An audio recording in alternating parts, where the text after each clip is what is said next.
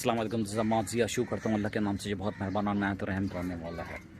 दोस्तों, आजकल पूरे पाकिस्तान में क्या पूरे दुनिया में चर्चा हो रही है, जो भारत आबी जहरीत का शोर मचा रहा है कि वो पाकिस्तान के 3 दरिया रोक लेगा। हम पाकिस्तानी तो इतने डर गए ना हम कि बता नहीं सकते। इंडिया वालों, अगर तुमने हमारे दरिया रोक लिए तो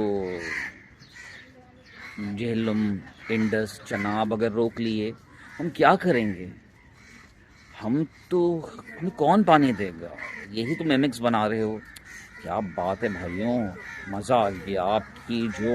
मगर भाई ज़रा अगर आप बैक स्टोरी पे चले जाएं, क्योंकि कुछ आपकी, कुछ हमारी, कुछ आप कहें, कुछ हम कहें तो हम भी कुछ कहते हैं।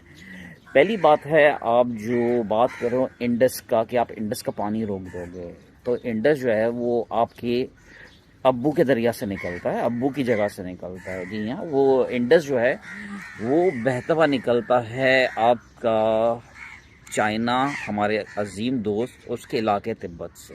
ठीक है, तो दरिया का पानी बंद करोगे, पहली बात है आपके पास ऐसे डैम्स वगैरह भी नहीं है। 10 से 15 साल तक तो ये पॉसिबल भी नहीं है, और अगर पॉसिबल हो भी जाए तो 20 से 25% तक आप ज़्यादा से ज़्यादा इम्पैक्ट कर सकते हो, और इससे ज़्यादा पे इम्पैक्ट कर नहीं सकते। वो भी 10-15 साल बाद की कहानी है। तो एक दो दिन में क्या हो जाता है, आप 15-20 साल की बात की कहानी कर रहे हो।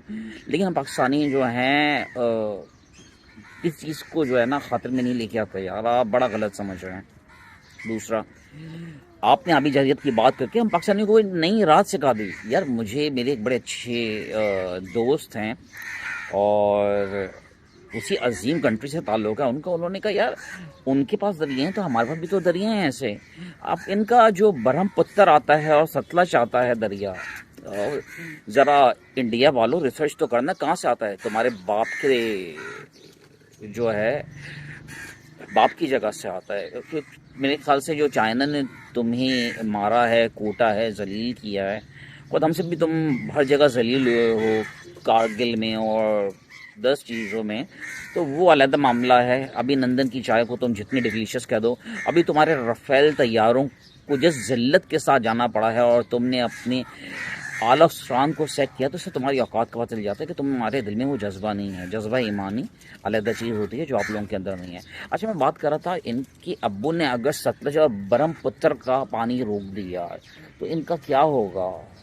हम पाकिस्तानी भाई जो है ना बड़े एक्साइटेड हो जाते हैं ऐसी चीज़ें सुन के। तो मेरे भाई, अगर सतलज और ब्रह्मपुत्र पे तो इंडिया वालों, तुम्हारे अब्बू ने एक डैम भी तामीर कर दिया, जिससे तुम्हारी जो है ना, मेरे ख्याल से लोटे उठा के लेके जा रहे हो तुम।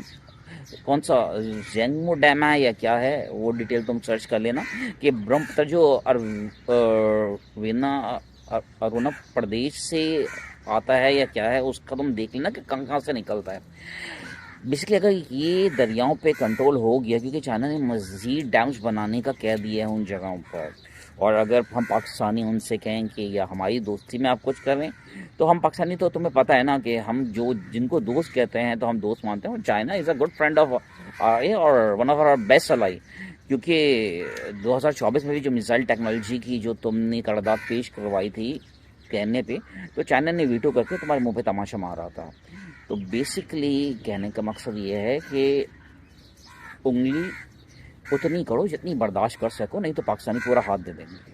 ठीक है, और बाकी रही बात इसका, खुद पढ़ना कि सतलज और ब्रह्मपुत्र पे जो तुम्हारा पानी बंद होता है तो तुम्हें कितने बिलियन डॉलर का नुकसान होगा।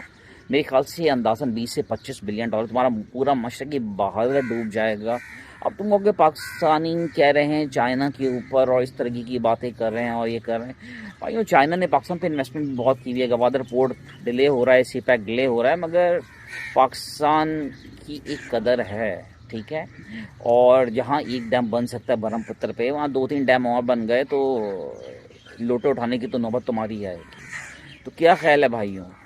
तो इंडिया वालों, क्या हमारे पाकिस्तानी एयरफोर्स के जवानों ने तो तुम्हारी जो है एयरफोर्स की चीथड़े चीथड़े उड़ा दी। पूरी दुनिया की वॉरफेयर एजेंसीज वगैरह ये कह रही हैं कि राफेल तैयारों की तो मट्टी पलीत कर दी। जो उनके मैन्युफैक्चरर हैं वो रो रहे हैं कि किन बुज़दिलों के, किन बदबख्तों के हाथ में दे दी है। तो क्या बात है, वाह सही वाह। और we love our air force pilots. और जाहिर बात है जो लेफ्टिनेंट नुमान ने जिस तरीके से अभिनंदन के साथ जो किया था, तो अमेजिंग स्टफ। और हम पैनिक नहीं होते, हम पैनिक करने वाले लोग हैं। सही है। तो क्या ख्याल है आपका इंडिया वालों, लोटा लेके धोने के लिए तैयार हो, या उसके लिए भी क्या तुम लोग तो मेरे ख्याल से टिश्यू पेपर वगैरह भी यूज़ नहीं करते हो ना? दिस जमात से जाते एक बात ज़रूर कहता हूँ, पाकिस्तान जिंदाबाद।